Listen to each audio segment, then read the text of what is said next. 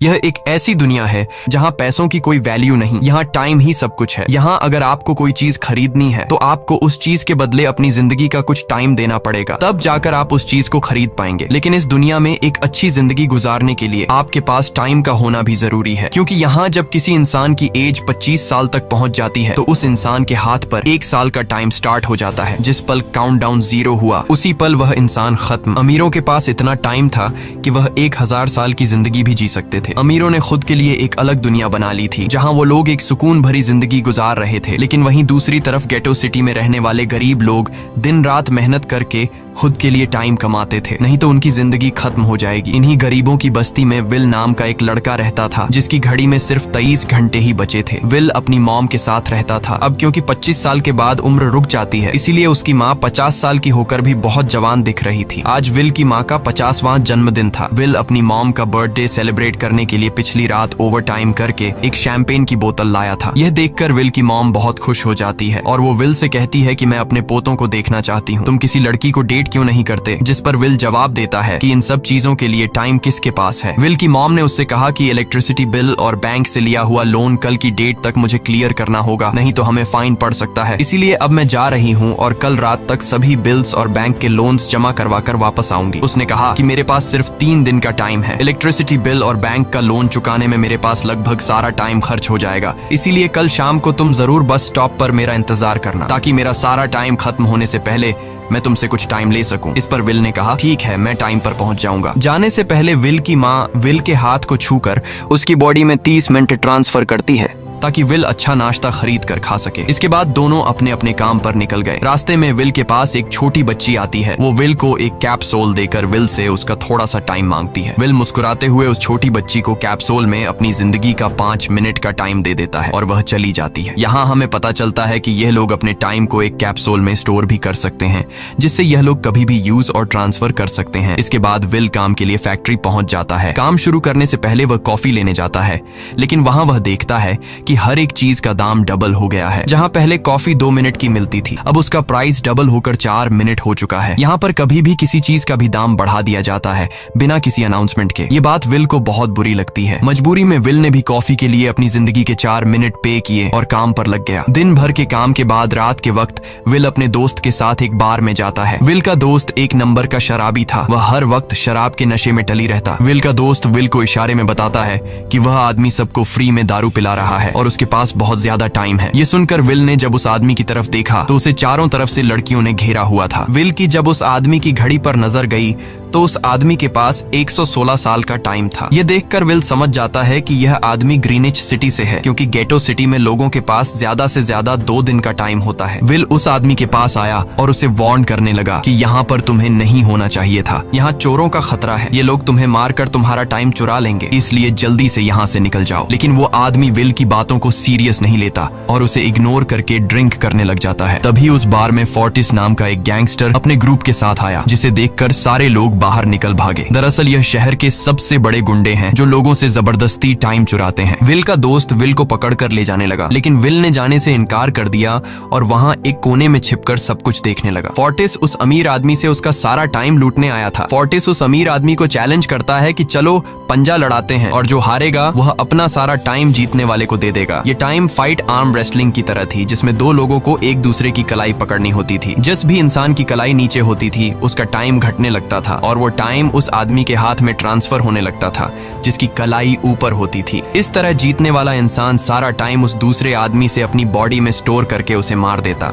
Fortis उस आदमी से कहता है क्या तुम इसके लिए तैयार हो? इस पर उस अमीर आदमी ने कहा कि मैंने बहुत ज्यादा ड्रिंक की हुई है, इसलिए मुझे कुछ टाइम चाहिए, उसके बाद मैं तुम्हारे चैलेंज के लिए तैयार हूँ। फोर्टिस कहता है कि ठीक है, ये तुम्हारी आखिरी ख्वाहिश है, जाओ मैं तुम्हें तैयार होने के लिए कुछ मिनट देता हूँ। फोर्टिस उसके साथ अपना एक आदमी भी भेज देता है ताकि यह भाग न सके। वो अमीर आदमी बाथरूम में आकर बहुत ज्यादा उल्टियां करने लग जाता है, क्योंकि उसे काफी चढ़ गई थी। इसलिए अगर वो इस हालत में फोर्टिस से पंजा लड़ता तो इस अमीर आदमी का हारना कंफर्म था। तभी विल वहां पर आ जाता है। वो फोर्टिस के आदमी को मारकर उस अमीर आदमी को अपने साथ उस जगह से बाहर निकाल लेता है और उसे फोर्टिस से बचाकर एक सेफ जगह पे ले आया। विल ने उस अमीर आदमी से कहा कि मैंने तुमसे कहा भी कि तुम्हारी जान को खतरा है, तुम जानबूझकर अपना टाइम क्यों बर्बाद कर रहे हो। वो आदमी विल को अपना नाम हेनरी बताता है और वो विल से पूछता है कि तुम्हारी उम्र कितनी है। विल ने बताया 28 साल। हेनरी ने कहा मेरी उम्र 105 साल है और अब मैं जिंदगी से थक चुका हूँ। मैंने अपनी लाइफ में हर एक चीज का मजा लिया है और अब मुझे इस जिंदगी की जरूरत नहीं है, मैं जीना नहीं चाहता। ये सुनकर विल ने हैरानी से पूछा आखिर तुम कहना क्या चाहते हो। इस पर हेनरी ने कहा लगता है तुम अब तक हकीकत से अनजान हो। क्या तुमने कभी सोचा है कि इस दुनिया में अलग अलग टाइम जोन्स क्यों बनाए गए हैं? आखिर क्यों तुम्हारे टाइम जोन गेटो में किसी भी वक्त चीजों के दाम और टैक्स बढ़ा दिए जाते हैं? दरअसल महंगाई जानबूझकर बढ़ा दी जाती है ताकि गरीब लोग मरते रहें और उनकी मौत का फायदा ग्रीनविच टाइम जोन के अमीर लोगों को होता रहे। असल में ये सारा सिस्टम उन्हीं का बनाया हुआ है। जरा सोचो, वहाँ ग्रीनविच टाइम जोन में लोगों के पास जीने के लिए हजारों साल हैं, लेकिन यहाँ गेटो में तुम लोग हर रोज जीने के लिए मेहनत मजदूरी करते हो। ऐसा इसलिए है क्योंकि उन्होंने तुम्हें यह करने के लिए मजबूर किया है। वो लोग तुम लोगों को ज्यादा टाइम देना ही नहीं चाहते ताकि तुम लोग मजबूरी में उनके लिए काम करते रहो। वो लोग महंगाई बढ़ाकर तुम्हें ज्यादा से ज्यादा टाइम खर्च करने पर मजबूर करते हैं ताकि तुम्हारे टाइम से वो हमेशा की जिंदगी जी सकें। उन्होंने अपनी जिंदगी का हर एक दिन गरीबों की मौत से इकट्ठा किया है और मैं ऐसी जिंदगी बिल्कुल भी नहीं जीना चाहता जो किसी गरीब मजबूर इंसान की मौत से मिली हो। ये सब सुनकर विल समझ गया कि हेनरी बहुत ही नेक दिल इंसान है। हेनरी ने विल से आगे पूछा अगर तुम्हारे पास मेरे जितना टाइम होता तो तुम क्या करते? विल ने मुस्कुराकर कहा कि सबसे पहले मैं बार बार टाइम को देखना छोड़ देता, क्योंकि उस वक्त भी विल के पास सिर्फ 18 घंटे होते हैं। वो सोने से पहले, सोने के बाद, खाना खाते टाइम हर वक्त अपनी घड़ी देखता रहता है, क्योंकि मुझे डर लगता है कि कहीं मेरा टाइम खत्म न हो जाए और मैं मर न जाऊं। विल कहता है कि मेरी मॉम घर संभालने के लिए बहुत ज्यादा मेहनत करती है। अगर मेरे पास तुम्हारी तरह इतना ज्यादा टाइम होता तो मैं अपनी मॉम के लिए ग्रीनविच सिटी में एक अच्छा घर खरीदता और हम दोनों वहाँ पर खुशी से जिंदगी गुजारते। इसके बाद विल ने हेनरी से कहा आज रात हमें यहीं रुकना होगा, सुबह तक खतरा टल जाएगा, तब तुम वापस अपने घर लौट जाना। इसके बाद ये दोनों सो जाते हैं। सुबह उठकर हेनरी देखता है कि विल अभी भी सो रहा है। वो विल के पास आता है और उसके पास जितना भी टाइम होता है वो सारा का सारा विल को ट्रांसफर कर देता है और अपने पास कुछ ही मिनट बचाकर एक ब्रिज के ऊपर जाकर बैठ जाता है। विल जब नींद से जागा तो उसने देखा कि हेनरी वहां से जा चुका है। तभी हमेशा की तरह नींद से जागने के बाद विल ने अपनी घड़ी में नजर डाली। विल की घड़ी में 116 साल ऐड हो चुके थे। यह देखकर उसकी आंखें खुली की खुली रह गईं। उसे लगा कि वो अभी भी नींद में है और सपना देख रहा है। इसी दौरान विल की नजर विंडो पर पड़ी जिस पर लिखा था मेरा टाइम बर्बाद मत करना। वो समझ जाता है कि हेनरी ने मुझे अपना सारा समय दे दिया है। तभी विल ने हेनरी को दूर एक ब्रिज के किनारे पर बैठे देखा। विल जल्दी से हेनरी की तरफ भागा, लेकिन अब बहुत देर हो चुकी थी क्योंकि हेनरी के पास अब बस कुछ ही सेकंड्स बचे थे और थोड़ी देर बाद वो एक झटके से मरकर ब्रिज से नीचे पानी में गिर गया। विल को हेनरी की मौत का बहुत ज्यादा दुख होता है। अब विल के पास 116 साल की जिंदगी थी और वो समझ जाता है कि अगर मैं यहाँ पर रहा तो लोग समझेंगे कि हेनरी को इसी ने मारा है। विल जल्दी से अपने दोस्त के पास जाता है। विल का दोस्त विल के हाथ में इतना सारा टाइम देखकर शॉक रह जाता है, जिसके बाद विल ने अपने दोस्त को दोस्ती की खातिर 10 साल का टाइम दिया। ये देखकर विल का दोस्त उसका दिल से शुक्रिया अदा करता है। विल कहता है कि यहाँ रहना मेरे लिए अब ठीक नहीं, क्योंकि इतने ज्यादा टाइम को देखते हुए मेरा टाइम छीनने के लिए कोई भी मुझे मार सकता है। अब मैं अपनी माँ के लिए ग्रीनविच सिटी में एक अच्छा सा घर खरीद सकता हूँ और वहाँ पर एक सेफ लाइफ गुजारूंगा। जिसके बाद विल अपने दोस्त को गुड बाय कहकर वहाँ से निकल जाता है और सीधा उस बस स्टॉप पर जाकर मॉम का इंतजार करने लगता है, जहाँ 2 दिन पहले उसकी मॉम ने उससे कहा था कि मैं इलेक्ट्रिसिटी का बिल और बैंक का लोन चुकाकर इस बस स्टॉप पर पहुंचूंगी। दूसरी तरफ विल की मॉम सारे लोन और बिल्स भरने के बाद घर लौटने के लिए बस में चढ़ी, पर तभी उसे पता लगा कि एक ही दिन में बस की टिकट के दाम डबल हो गए थे। पहले जहां टिकट 1 घंटे में आती थी वहीं अब प्राइस 2 घंटे हो गया था। ये देखकर विल की मॉम बहुत ज्यादा परेशान हो जाती है, क्योंकि विल की मॉम के पास सिर्फ 1.5 घंटा बचा था। विल की मॉम बस ड्राइवर से रिक्वेस्ट करती है कि अगले स्टॉप पर मेरा बेटा उसे बाकी का टाइम दे देगा, लेकिन बस ड्राइवर ने साफ इनकार कर दिया और कहा कि अगर टाइम नहीं है तो फिर पैदल चली जाओ। लेकिन विल की मॉम को पता था कि अगला बस स्टॉप बहुत दूर है, अगर वह पैदल भी जाती है तो उसे पहुंचने में 2 घंटे लगेंगे। उस वक्त बस में ढेर सारे पैसेंजर्स सवार थे। विल की मॉम ने उनसे भी रिक्वेस्ट की, पर किसी ने भी उनकी मदद नहीं की। इतने में ही बस वहां से निकल गई। विल की मॉम रेचल के पास ज्यादा टाइम नहीं बचा था, इसलिए वह दौड़ती हुई पैदल घर की तरफ भागने लगी। दूसरी तरफ विल अपनी मॉम के लिए फूलों का गुलदस्ता लिए बस स्टॉप पर उनका इंतजार कर रहा था, क्योंकि आज उसे अपनी मॉम का बर्थडे सेलिब्रेट करना था। बस जब उस स्टॉप पर पहुंची पहुंची तो कई सारे पैसेंजर्स उतर आए, पर उनमें से विल की मॉम नहीं थी। विल यह देखकर परेशान हो जाता है और उसे समझ आ गया कि जरूर उसकी मॉम मुसीबत में है। वह उसी वक्त अपनी मॉम की तलाश में भागा। उधर रेचल के पास अब कुछ ही मिनट बचे थे। वह रास्ते में आने वाली गाड़ियों और लोगों के घरों का दरवाजा पीट पीट कर उनसे थोड़ा समय उधार मांग रही थी, लेकिन कोई भी उसकी मदद करने को तैयार नहीं था। इधर विल जब कुछ दूर गया तो उसे उसकी मॉम दौड़ती हुई नजर आ गई। अपनी मॉम को भागते हुए देख विल समझ गया कि उनके पास ज्यादा टाइम नहीं है। वह अपना हाथ आगे करके तेजी से उनकी तरफ दौड़ने लगा। उधर रेचल के पास अब सिर्फ 10 सेकंड्स ही रह गए थे। वह भी पूरी तेजी से विल की ओर भाग रही थी, लेकिन जैसे ही रेचल अपने बेटे विल के पास पहुंची उसका टाइम खत्म हो जाता है और वह मर जाती है। यह देखकर विल को बहुत दुख होता है क्योंकि उसने अपनी मॉम के लिए क्या कुछ नहीं सोचा था। वह चीख चीख कर रोने लगा। अगली सुबह तक हेनरी की डेड बॉडी टाइम कीपर्स को मिल चुकी थी। ये टाइम कीपर्स वहां पर इन्वेस्टिगेशन करते हैं। आज की दुनिया में टाइम कीपर्स होते थे जो पुलिस की तरह थे। इन टाइम कीपर्स का काम भी क्राइम को रोकना होता है। टाइम कीपर्स के ऑफिसर रेमंड ने उस जगह में अच्छी तरह से जांच की, लेकिन उसे कोई भी क्लू नहीं मिला। तभी रेमंड की नजर उस ब्रिज के पास लगे सीसीटीवी कैमरा की तरफ गई। वह सीसीटीवी फुटेज चेक करने सीसीटीवी रूम के लिए निकल पड़ा। दूसरी तरफ विल समझ चुका था कि उसकी मॉम की मौत के लिए ग्रीनिच में रहने वाले अमीर लोग ही जिम्मेदार हैं, जिन्होंने गेटो शहर के लोगों को एक एक सेकंड का मोहताज बना दिया है। अब विल उनसे बदला लेने ग्रीनिच की तरफ निकल पड़ा और यहाँ से होती है असल कहानी शुरू। ग्रीनविच सिटी में एंटर होने के लिए विल को 1 साल का टाइम खर्च करना पड़ा और ग्रीनिच सिटी जा पहुंचा। वहां जब विल ने अमीर लोगों का लाइफस्टाइल देखा तो उसकी आंखें खुली की खुली रह गईं। वहां लोगों के पास इतना टाइम था कि वो लोग मरने का नाम तक भूल गए थे। यहाँ पर अमीर लोग के बॉडीगार्ड के पास भी 100 साल से भी ज्यादा का टाइम था। ये देखकर विल गुस्से से लाल हो जाता है क्योंकि विल जिस शहर से आया था वहां पर लोगों के पास सिर्फ 24 घंटे की जिंदगी थी। विल वहां एक महंगे होटल में रुकता है। खाना खाते दौरान एक बहुत ही खूबसूरत लड़की विल को देखती है, जैसे उसे विल पसंद आ गया हो। दूसरी तरफ टाइम कीपर रेमंड हेनरी की मौत के वक्त का सीसीटीवी फुटेज चेक कर रहा था। तभी उसे फुटेज में विल दिखाई देता है। हालांकि कैमरा ने हेनरी को ब्रिज से गिरते हुए रिकॉर्ड नहीं किया था, लेकिन उस फुटेज में विल ब्रिज के पास खड़ा नजर आ रहा था, जिससे रेमंड को विल पर शक होने लगा। इसलिए रेमंड ने अपनी टीम को विल के बारे में जानकारी इकट्ठा करने को कहा। रिसर्च के दौरान टाइम कीपर्स को यह बात पता चल जाती है कि विल नाम का एक आदमी बहुत सारा टाइम खर्च करके ग्रीनविच सिटी में एंटर हो गया है, जिससे रेमंड को यह बात कंफर्म हो जाती है कि विल ने ही हेनरी को मारा है। रेमंड उसी वक्त अपनी टीम के साथ ग्रीनविच शहर की ओर रवाना हो गया। दूसरी ओर ग्रीनविच शहर में विल एक कैसीनो में आया, जहां कुछ अमीर लोग पोकर खेल रहे थे। विल भी उनके साथ बैठ जाता है। एक नए आदमी को देखकर ये लोग उस पर हंसने लगते हैं, लेकिन विल गैम्बलिंग में माहिर था। आज उसके लिए अमीरों से पैसे निकालने का सबसे अच्छा मौका था। विल ने फिलिप नाम के एक रईस आदमी के साथ पोकर की बाजी खेली। फिलिप यहाँ का सबसे रईस इंसान है। उसके पास खुद का एक टाइम बैंक है जो लोगों को लोन पर टाइम देता है। फिलिप के साथ उसकी डॉटर भी बैठी होती है। यह वही लड़की है जो कुछ देर पहले विल को गौर से देख रही थी। गेम जब शुरू हो जाती है तब विल अपनी लाइफ का सारा टाइम दांव पर लगा देता है और अपनी माइंड के बदौलत वो फिलिप से 1100 साल जीत जाता है। यह देखकर फिलिप की बेटी सिल्विया विल से काफी ज्यादा इम्प्रेस हो जाती है। उसने विल को कल रात अपने घर पार्टी पर इनवाइट किया। फिर अगली शाम विल एक नई नवेली कार खरीदकर फिलिप की पार्टी में जा पहुंचा। वहीं पार्टी के दौरान विल और सिल्विया डांस करने लगते हैं और सिल्विया मन ही मन विल को दिल दे बैठी। वो अपनी दिल की बात विल से करने ही वाली थी कि तभी टाइम कीपर रेमंड अपनी टीम के साथ वहां पहुंचता है और विल को पकड़ लेते हैं। विल को खूनी समझकर सिल्विया भी उससे नाराज हो गई। रेमंड ने सबसे पहले विल का सारा टाइम उससे छीनकर सिर्फ 2 घंटे दिए। उसके बाद वो विल को हेनरी के खून के इल्जाम में गिरफ्तार करने लगा। रेमंड विल से पूछता है कि तुमने हेनरी को क्यों मारा। विल उसे कहता है कि मैंने उसे मारा नहीं था,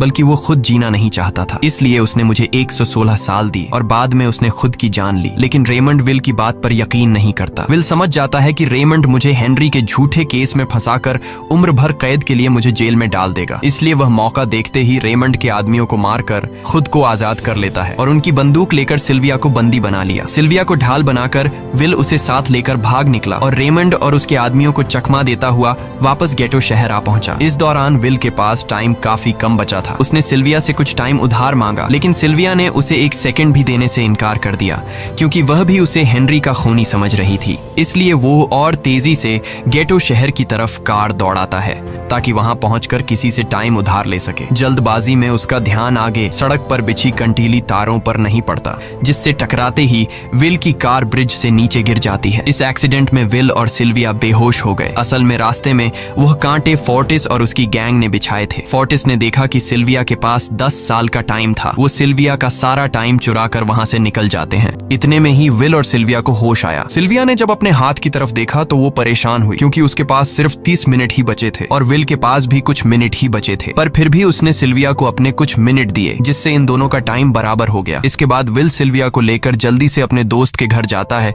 जिसे उसने 10 साल दिए थे। जब उसके दोस्त की वाइफ ने दरवाजा खोला और उसने विल को देखा तो उसने विल से नाराजगी जताते हुए कहा, तुम्हारे दिए हुए 10 साल ने मेरे हस्बैंड की जान ले ली। उसने सारा टाइम शराब में उड़ा दिया जिससे उसकी मौत हुई। ये सुनकर विल मायूस हो गया, लेकिन अब इन दोनों के पास भी ज्यादा टाइम नहीं था। अगर यह दोनों जल्दी से कुछ नहीं करते तो इनकी भी मौत पक्की थी। तभी विल ने सिल्विया के कानों में ईयरिंग देखी जो हीरे की थी। उसे बेचकर विल और सिल्विया को 2 दिन का टाइम मिल गया। इसके बाद विल सिल्विया को लेकर फोन बूथ पर आया। उसने सिल्विया के पिता फिलिप को कॉल किया और बताया कि उसकी बेटी अब तक सही सलामत है। उस वक्त रेमंड भी फिलिप के पास ही मौजूद था और विल को भी पता था कि रेमंड भी वहाँ मौजूद है। विल ने सिल्विया को छोड़ने के बदले 10,000 साल का टाइम मांगा और वो 10,000 साल टाइम बैंक के जरिए गरीब लोगों में बांटने को कहा और कल सुबह तक का टाइम दिया। हालांकि फिलिप के लिए यह रकम कुछ भी नहीं थी, पर फिलिप किसी भी कीमत पर गरीबों को टाइम नहीं देना चाहता था। इधर विल सिल्विया को अपने घर ले आया जहां पर दोनों सुबह होने का इंतजार कर रहे थे। इसी दौरान सिल्विया ने विल से पूछा कि उसकी फैमिली कहाँ है। इस पर विल ने बताया कि पिछली रात ही टाइम न होने की वजह से मेरी माँ की डेथ हुई। ये सुनकर सिल्विया को बहुत बुरा लगता है और उसे एहसास होता है कि यहाँ गरीब लोग हर पल मौत के डर में जीते हैं। उन्हें एक दिन का टाइम कमाने में कितनी मेहनत करनी पड़ती है। अगली सुबह बैंक खुलते ही विल और सिल्विया खिड़की से बैंक पर नजर रखने लगे, लेकिन बैंक ने गरीबों में टाइम नहीं बांटा। सिल्विया यह देखकर बहुत मायूस हो गई कि टाइम के आगे उसके पिता के लिए अपनी बेटी की भी कोई कीमत नहीं थी। अब सिल्विया को समझ आ गया कि उसके पिता सिर्फ बिजनेसमैन नहीं है, बल्कि वो इस सिस्टम के हेड हैं। वो गरीब लोगों की मौत से अपनी जिंदगी के साल जमा करते हैं। सिल्विया को यूं मायूस देखकर विल ने उसे वापस घर भेजने का फैसला किया। वो उसे फोन बूथ पे ले आया और अपने पिता को कॉल करके अपने लिए मदद बुलाने को कहा। इस दौरान विल सिल्विया को वेपन भी दे देता है ताकि वो खुद की हिफाजत कर सके। इधर सिल्विया फोन पर अपने पिता से बात कर रही थी कि तभी टाइम कीपर रेमंड चुपके से वहां आ पहुंचा और विल पर गन तान दी। रेमंड विल पर गोली चलाने ही वाला था कि तभी सिल्विया ने रेमंड को देख लिया और घबराहट में रेमंड पर गोली चला दी। ये देख विल घबरा कर रेमंड के पास आया। हालांकि वो गोली रेमंड के हाथ को छू कर निकल गई थी। रेमंड के हाथ से बहुत खून निकल रहा था। विल ने रेमंड की घड़ी देखी। रेमंड के पास सिर्फ 2 घंटे बचे थे। दरअसल टाइम कीपर्स को भी सैलरी के तौर पर हर रोज 1 दिन का ही टाइम मिलता था। विल समझ गया कि जब तक रेमंड के पास उसके टीम वाले पहुंचेंगे तब तक रेमंड का ज्यादा खून बहने की वजह से उसकी मौत हो गई होगी। इसलिए विल रेमंड को 2 घंटे का टाइम देते हुए रेमंड की कार को लेकर वहां से निकल गया। रेमंड को गोली मारकर अब सिल्विया भी क्राइम लिस्ट में आ चुकी थी। हालांकि विल ने सिल्विया से कहा कि वो अभी इन सब से निकल सकती है, लेकिन ग्रीनिच में सिल्विया की जिंदगी पिंजरे में कैद पंछी की तरह थी। उसके पिता फिलिप ने उस पर बहुत सारी पाबंदियां लगा दी थीं, पर यहाँ आकर उसे आजादी का एहसास हो रहा था क्योंकि यहाँ वो अपनी मर्जी की मालिक थी और सिल्विया समझ जाती है कि यहाँ पर लोगों के साथ गलत हो रहा है। अब वह भी गरीबों को उनका हक दिलाने में विल के साथ थी। विल और सिल्विया ने मिलकर अमीरों को लूटना शुरू कर दिया। सिल्विया जो कि ग्रीनिच सिटी के चप्पे चप्पे से वाकिफ थी, इसलिए इन दोनों ने प्लान बनाया कि वो ग्रीनिच सिटी में बैंक से टाइम कैप्सूल चुराएंगे और उनको गरीबों में बांट देंगे। सिल्विया ने सबसे पहले अपने पिता फिलिप के कई सारे बैंक्स में डाका डाला क्योंकि फिलिप ने गरीबों की मौत से वह सारा टाइम इकट्ठा किया था। इन दोनों ने तिजोरी से सभी टाइम कैप्सूल एक बैग में पैक करके वहां से निकल गए और उन्हें गरीबों में बांटने लगे। इतनी बड़ी चोरी करने के बाद अब सरकार भी इन दोनों से तंग आ चुका था, इसीलिए सरकार ने इन दोनों के सर पर 10 साल का टाइम इनाम रख दिया। ये खबर सुनते ही गैंगस्टर फोर्टिस अब इन दोनों को कुत्ते की तरह ढूंढने लगा, लेकिन विल और सिल्विया हर रोज अपना ठिकाना बदलते रहते थे जिससे वो किसी के हाथ नहीं आते थे। यह दोनों एक होटल में छुपे हुए थे। इनके पास टाइम की कमी तो थी नहीं, इसलिए उन्होंने पूरे होटल को ही बुक कर लिया था। फोर्टिस इन दोनों की तलाश में उस होटल के बाहर आ पहुंचा। वहां उसने कुछ लोगों को पकड़कर उनसे विल और सिल्विया के बारे में पूछने लगा, लेकिन उन लोगों पर विल और सिल्विया के बहुत एहसानात थे, इसलिए ये लोग मरने के लिए तो तैयार थे, पर विल और सिल्विया का ठिकाना बताने के लिए तैयार नहीं थे। लेकिन जब फोर्टिस ने उन लोगों पर बहुत ज्यादा जोर जबरदस्ती की तो उनमें से एक बंदा मौत के डर से फोर्टिस को उस होटल के बारे में बता देता है जहां विल और सिल्विया छुपे हुए थे, जिसके बाद फोर्टिस फौरन अपनी गैंग के साथ वहां पर पहुंच जाता है और इन दोनों को पकड़ लेता है। अब विल और सिल्विया का उनसे बच पाना नामुमकिन था। फोर्टिस ने विल को एक टेबल पर बैठा दिया और उसे टाइम फाइट के लिए चैलेंज किया। विल समझ गया कि अगर मैंने चैलेंज से इनकार किया तो फोर्टिस के गैंग वाले लोग मुझे मार देंगे, इसलिए क्यों ना आज इसके साथ पंजा आजमाया जाए। फोर्टिस और विल ने एक दूसरे की कलाई पकड़ ली और मौत का खेल शुरू हुआ। फोर्टिस माहिर खिलाड़ी था। उसने शुरुआत में ही विल का हाथ नीचे कर दिया, जिससे विल का टाइम तेजी से फोर्टिस में ट्रांसफर होने लगा। लेकिन विल बिल्कुल जोर ही नहीं लगा रहा था, जैसे कि वो जानबूझकर हार रहा हो। पर जैसे ही विल के पास अपनी लाइफ के 3 से 4 सेकंड बचे, तभी विल ने अपनी पावर दिखाई और एक झटके से फोर्टिस का हाथ नीचे कर दिया। फोर्टिस की आंखें खुली की खुली रह गईं। वो पूरा जोर लगाकर अपना हाथ ऊपर करने की कोशिश कर रहा था, लेकिन विल की ताकत के आगे वो ढीला पड़ चुका था। ये देख फोर्टिस के आदमियों का ध्यान फोर्टिस की घड़ी पर अटक गया। अब उनका बॉस मरने वाला था। इतने में ही मौका पाकर विल ने अपने जूते से गन निकाली और पलक झपकते ही फोर्टिस के सारे आदमियों को शूट कर दिया, क्योंकि अगर वो ऐसा नहीं करता तो वो लोग उसे मार देते। इसी के साथ फोर्टिस का टाइम 0 हो गया और वह भी मारा गया। विल और सिल्विया जल्दी से वहां से भाग निकले। इसी दौरान उन्होंने देखा कि अमीरों ने सारा खेल पलट दिया था। विल और सिल्विया ने गरीबों में जितना भी टाइम बांटा था, उसकी वैल्यू अब कुछ भी नहीं रही थी, क्योंकि अमीरों ने महंगाई के दर को कई गुना बढ़ा दिया था। यह देख विल हारा हुआ महसूस करने लगा और उसे लगा कि मैं कभी भी इन गरीबों को उनका हक नहीं दिला सकूंगा। उसने सिल्विया से कहा कि अब सब खत्म हो चुका है। अगर वो लोगों में 1000 साल भी बांट दें तो अमीर लोग महंगाई को और ज्यादा बढ़ा देंगे, जिससे लोगों की हालत कभी नहीं सुधर पाएगी। सिल्विया ने कहा कि कोई तो रास्ता होगा। इस पर विल ने कहा कि हमें लाखों साल चुराकर इन लोगों को देने होंगे, तब जाकर हम लोग महंगाई को कंट्रोल कर सकते हैं। हालांकि यह इतना आसान नहीं था, पर सिल्विया ने इसके लिए एक प्लान सोच रखा था। अगली ही सुबह जब फिलिप अपने बॉडीगार्ड्स के साथ ऑफिस पहुंचा, तभी सिल्विया वहां आई और उसने अपने पिता से कहा कि वो सरेंडर करना चाहती है। तब सारे गार्ड्स ने सिल्विया पर गन तान दी, लेकिन तभी वहां पीछे से